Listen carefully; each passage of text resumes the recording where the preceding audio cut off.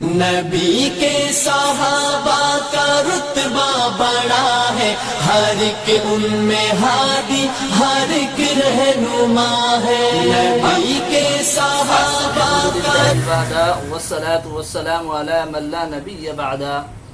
محترم سامعین، جیسا کہ یہ محرم الحرام کا مہینہ چل رہا ہے تو اس میں آپ نے عموماً دیکھا ہوگا کہ شیعہ حضرات کچھ کام بڑے اہتمام کے ساتھ کرتے ہیں، ہر سال کرتے ہیں۔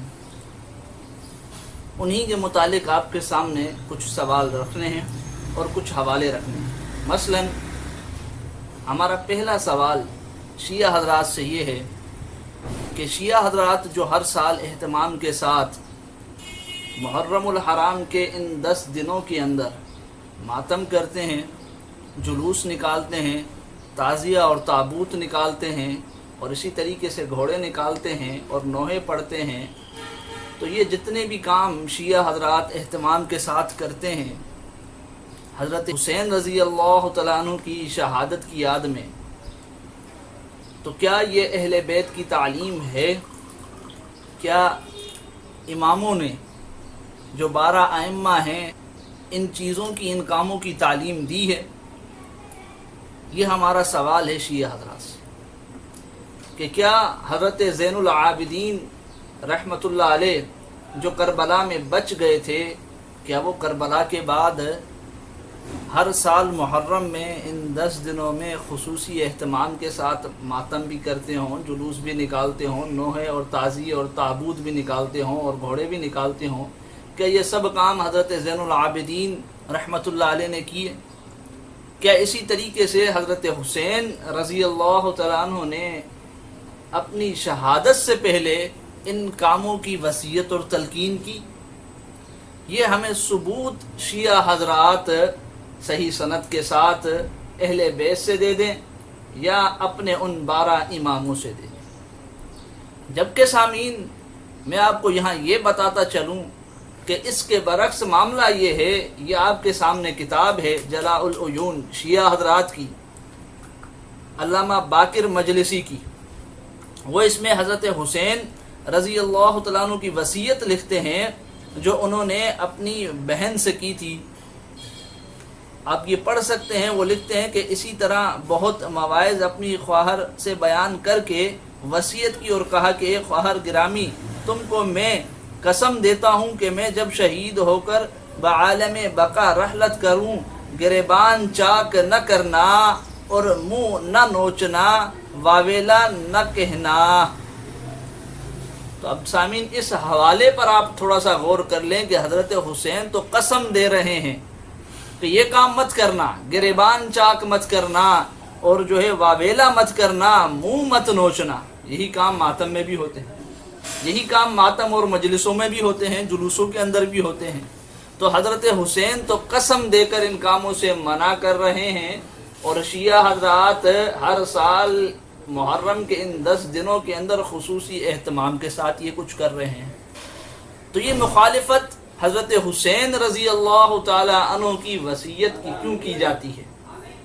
تو ہمارا یہ سوال ہے شیعہ حضرات سے کہ یا تو ان کاموں کا ثبوت وہ دیں جن کو وہ عبادت بلکہ عبادت سے اہم سمجھتے ہیں، یا خدارا حضرت حسین کی اس وصیت کو اپنا لیں، اس وصیت کو اپنے پلے باندھ لیں اور جو عبادتیں ائمہ کرام نے کی ہیں ان کو ہی عبادت سمجھ کے وہ کرتے رہیں۔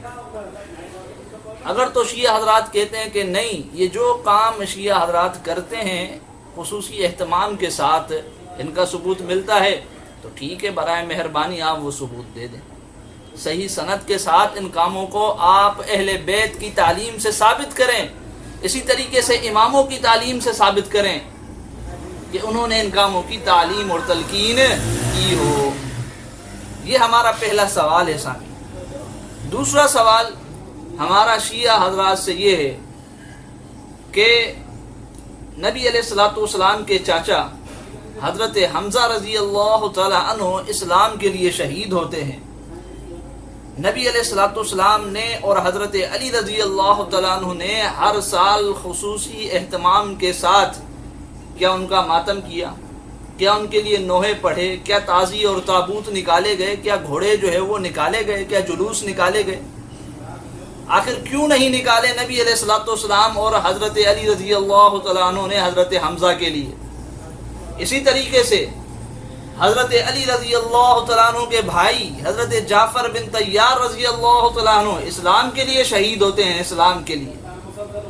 نبی علیہ الصلوۃ والسلام نے اور حضرت علی رضی اللہ تعالیٰ عنہ نے کیا ان کے لیے خصوصی اہتمام کے ساتھ ان کی شہادت کے دن ہر سال ماتم کیا، نوحے پڑھے، تعزیے تابوت نکالے، جلوس نکالے، گھوڑے نکالے؟ اسی طریقے سے حضرت علی رضی اللہ تعالیٰ عنہ کی شہادت ہوتی ہے، حضرت علی رضی اللہ تعالیٰ عنہ کی شہادت ہوتی ہے، تو حضرت حسین اور حضرت حسن رضی اللہ تعالیٰ عنہ نے کیا یہ کام خصوصی اہتمام کے ساتھ کیے کہ ماتم کیا ہو حضرت علی کی شہادت پر، ان کی شہادت کے دن پر، یا ہر سال ماتم کا اہتمام کیا ہو، جلوس نکالے ہوں، تعزیے تابوت نکالے ہوں، گھوڑے نکالے ہوں؟ حضرت حسین اور حضرت حسن نے یہ کام کیوں نہیں کیے؟ اسی طریقے سے حضرت حسن رضی اللہ تعالیٰ عنہ کو زہر دیا جاتا ہے، وہ شہید ہوتے ہیں، تو کیا حضرت حسین نے ان کا ماتم کیا؟ ہر سال خصوصی اہتمام کے ساتھ تعزیے تابوت نکالے؟ اسی طریقے سے حضرت حسین رضی اللہ تعالیٰ عنہ شہید ہوتے ہیں، حضرت زین العابدین رحمۃ اللہ علیہ نے کیا خصوصی اہتمام کے ساتھ ہر سال ماتم، نوحے، تعزیے تابوت، گھوڑے نکالے؟ آخر ان حضرات نے یہ سارے کام کیوں نہیں کیے؟ کیوں نہیں کیے؟ اور آج اپنی نسبت کو حضرت علی سے، حضرت حسن، حضرت حسین سے اور اماموں اور اہل بیت سے جوڑنے والے لوگ ان کی مخالفت کیوں کر رہے ہیں؟ ہمیں صرف اس سوال کا جواب چاہیے۔ یہ دوسرا سوال ہے ہمارا سامنے۔ تیسرا سوال ہمارا اہل تشیع سے یہ ہے کہ حضرت حسین رضی اللہ تعالیٰ عنہ یزید کے خلاف خروج کرتے ہیں، ان کی بیعت نہیں کرتے، کربلا واقع ہوتی ہے، انہیں خلافت کا اہل نہیں سمجھتے، اس لیے خروج بھی کرتے ہیں اور کربلا میں لڑتے بھی ہیں۔ ہمارا یہ سوال ہے سادہ سا کہ بقول شیعہ کے کہ حضرت علی رضی اللہ تعالیٰ عنہ خلیفہ بلا فصل تھے، ان کا پہلا نمبر تھا خلافت میں، تو پھر حضرت علی رضی اللہ تعالیٰ عنہ نے خلفائے ثلاثہ کے خلاف حضرت ابو بکر صدیق، حضرت عمر، حضرت عثمان غنی رضوان اللہ تعالی علیہم اجمعین، ان کے خلاف خروج کیا۔ ان کے خلاف خروج کیوں نہیں کیا؟ حضرت علی نے ان کے خلاف خروج کیوں نہیں کیا؟ اگر وہ خلافت کے اہل نہیں تھے، خلافت حضرت علی کا حق تھا، تو حضرت علی کو بھی چاہیے تھا کہ ان سے لڑتے، ان کے خلاف خروج کرتے۔ آخر انہوں نے خروج کیوں نہیں کیا؟ یہ ہمارا تیسرا سوال ہے۔ لیکن سامعین، ہم آپ کو یہاں یہ بھی بتاتے چلیں کہ اس تیسرے سوال کا جواب عموماً شیعہ حضرات یہ دیتے ہیں کہ نبی علیہ الصلوۃ والسلام نے حضرت علی رضی اللہ تعالیٰ عنہ کو منع کیا تھا، روکا تھا، یہ شیعہ حضرات کہتے ہیں۔ تو جہاں تک اس جواب کی بات ہے، تو اس جواب میں کہیں صداقت نہیں، یہ بات کہیں صحیح سند سے ثابت نہیں، پہلی بات تو یہ۔ دوسری بات، اگر اس بات کو مان لیا جائے تو پھر ہمیں شیعہ یہ بتائیں کہ حضرت علی رضی اللہ تعالیٰ عنہ نے نبی علیہ الصلوۃ والسلام کی اس بات کی مخالفت کیوں کی، جنگ جمل اور جنگ صفین کیوں واقع ہو۔ پھر تیسری بات یہ بھی آتی ہے کہ آخر یہ فرق کیوں کہ حضرت علی رضی اللہ تعالیٰ عنہ کو روکا جا رہا ہے، منع کیا جا رہا ہے، اور حضرت حسین رضی اللہ تعالیٰ عنہ کو منع نہیں کیا جا رہا۔ تو یہ ہمارے سوالات ہیں شیعہ حضرات سے، شیعہ ذاکرین سے، اور اہل سنت والجماعت عوام کے سامنے ہم نے یہ سوال رکھے ہیں کہ آپ ان حضرات سے سوال کریں اور صداقت کو معلوم کریں کہ حقیقت کیا ہے۔ حقیقت کیا ہے کہ جو لوگ اہل بیت کا نام لیتے ہیں، اماموں کا نام لیتے ہیں، آیا وہ اماموں کی تعلیمات پر ہی عمل کرتے ہیں یا نہیں؟ اہل بیت کی بھی تعلیمات پر عمل کرتے ہیں یا نہیں؟ یا صرف برائے نام ان کا نام لیتے ہیں؟